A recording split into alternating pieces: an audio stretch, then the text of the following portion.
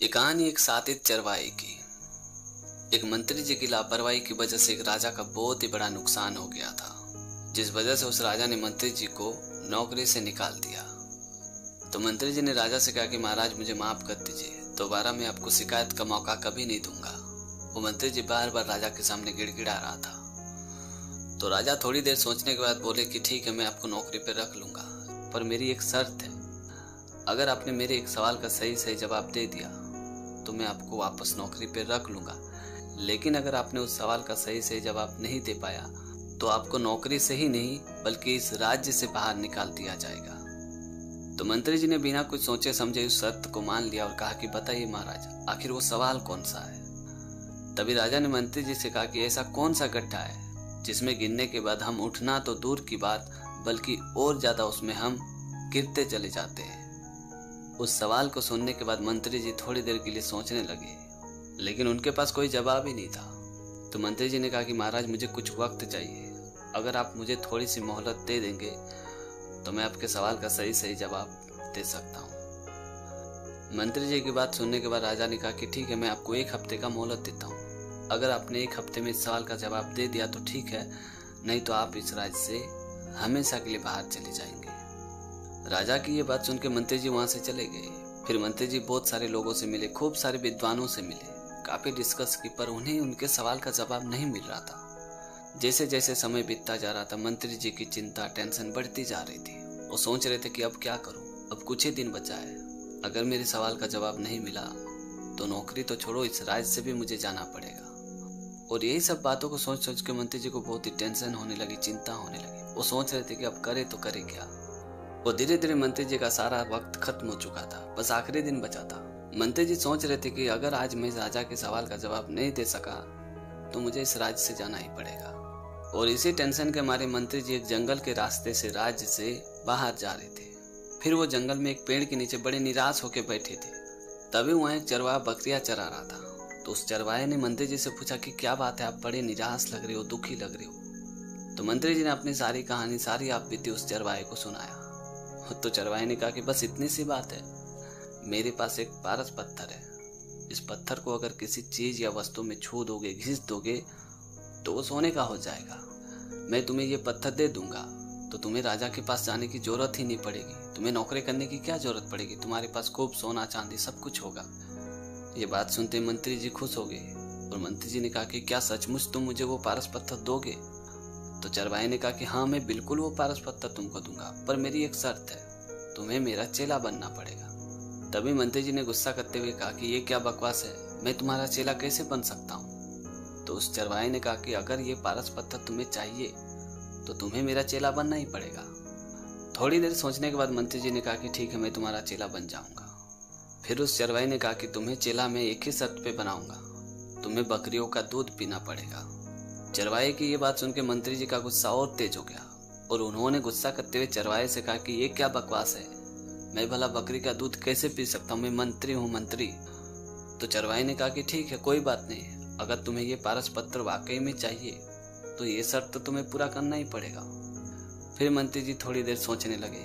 उसके बाद मंत्री जी ने वापस कहा कि ठीक है, मैं बकरी का दूध पीने के लिए तैयार हूँ। उसके बाद चरवाहे ने कहा कि ठीक है, मैं बकरी का दूध इंसान की खोपड़ी में निकालूंगा, फिर मैं उस दूध को जूठा करूंगा, कुत्ते को भी चटवाऊंगा, उसके बाद वो दूध तुम्हें पीना पड़ेगा। उस चरवाहे की बात सुनकर मंत्री जी अपने गुस्से को काबू नहीं कर पाए और उन्होंने चरवाहे से कहा कि ये तो हद हो गई, ऐसा भी कोई शर्त रखता है। तभी उस चरवाहे ने कहा कि ठीक है, कोई बात नहीं, अगर तुम्हें ये शर्त माननी है तो ठीक है, नहीं तो मैं वो पारस पत्थर तुम्हें नहीं दूंगा। फिर मंत्री जी एक जगह बैठे बैठे काफी देर सोचने लगे। फिर उन्होंने फाइनली डिसीजन लिया कि ठीक है, मैं तुम्हारा ये सारा शर्त मानने के लिए तैयार हूँ, वो पारस पत्थर मुझे चाहिए। तभी चरवाहे ने हंसते हुए कहा कि मिल गया ना तुम्हारे सवाल का जवाब, यही है तुम्हारे सवाल का जवाब, यही है वो गड्ढा, लोभ का। लोभ के गड्ढे में जब इंसान गिरता है तो वो गिरता ही चला जाता है, फिर वो कभी नहीं उठ पाता है। जैसे कि तुमने इस पारस पत्थर को पाने के लिए इस लोभ रूपी गड्ढे में गिरते चले गए। उस चरवाहे की बात सुनने के बाद मंत्री जी खुश तो हो गए, लेकिन उन्हें खुद पे शर्मिंदगी भी महसूस हो रही थी। फिर मंत्री जी दौड़े दौड़े राजा के पास गए और राजा से कहा कि महाराज, वो गड्ढा लोभ का है, जिसमें इंसान गिरने के बाद गिरते चला जाता है, फिर वो कभी नहीं उठ पाता है। मंत्री जी का जवाब सुनने के बाद राजा ने खुश होते हुए कहा कि आपने बिल्कुल सही कहा, अब आप अपने काम पे वापस आ सकते हो। तो दोस्तों, छोटी सी कहानी में ये सिखाती कि लालच बुरी बला है। ये बात हम बचपन से सुनते आ रहे हैं। कई बार लालच में हम आकर इतने अंधे हो जाते हैं कि हम अच्छे और बुरे का फर्क भूल जाते हैं, यहाँ तक कि अपना स्वाभिमान भी भूल जाते हैं। ऐसे लोग पैसे तो कमा लेते हैं, लेकिन लालच की वजह से कभी संतुष्ट नहीं हो पाते हैं। इसलिए लालच से हमेशा बच के रहना। ये कहानी है चाणक्य की। चंद्रगुप्त मौर्य के महामंत्री चाणक्य बहुत ही विद्वान और चालाक थे, लेकिन वो देखने में थोड़े बदसूरत थे। तो एक बार चंद्रगुप्त ने मजाक करते हुए चाणक्य से कहा कि मंत्री जी, कितना अच्छा होता कि आप विद्वान के साथ साथ थोड़ा सुंदर भी होते। चंद्रगुप्त की ये बात सुन के महारानी जी को बहुत ही बुरा लगा। तो महारानी जी ने चंद्रगुप्त से कहा कि महाराज, रूप तो एक भ्रम है, आज है तो कल नहीं। वास्तव में किसी व्यक्ति का सम्मान उसके रूप से नहीं, बल्कि उसके स्वभाव और गुण से किया जाता है। तभी चंद्रगुप्त ने बड़े घमंड के साथ कहा कि ऐसा कोई उदाहरण है जिससे आप इस बात को साबित कर सको कि गुण के आगे रूप का कोई महत्व ना हो। तभी चाणक्य ने कहा कि महाराज, जैसे एक नहीं कई उदाहरण है। पहले लीजिए, आप पानी पीजिए। उसके बाद चाणक्य ने राजा को 2 गिलास पानी पीने के लिए दिया। एक सोने का गिलास था और एक मिट्टी का गिलास। जब राजा ने पानी पिया तो चाणक्य ने पूछा कि महाराज, कौन सा गिलास का पानी आपको अच्छा लगा? तभी राजा ने कहा कि इस मिट्टी के गिलास का पानी बहुत ही शीतल और स्वादिष्ट था, इसे पी के मैं तृप्त हो गया। जबकि सोने के गिलास का पानी तो पीने योग्य भी नहीं था। चंद्रगुप्त की ये बात सुनते महारानी जी ने मुस्कुराते हुए कहा कि महाराज, मिल गया ना आपके सवाल का सही जवाब। वो सोने का गिलास देखने में भले सुंदर था, पर उसका पानी पीने योग्य नहीं था। जबकि वो मिट्टी का गिलास देखने में भले सुंदर ना हो, लेकिन उसका पानी बहुत ही शीतल और स्वादिष्ट था। अब आप ही बताइए कि रूप और गुण में कौन बड़ा है?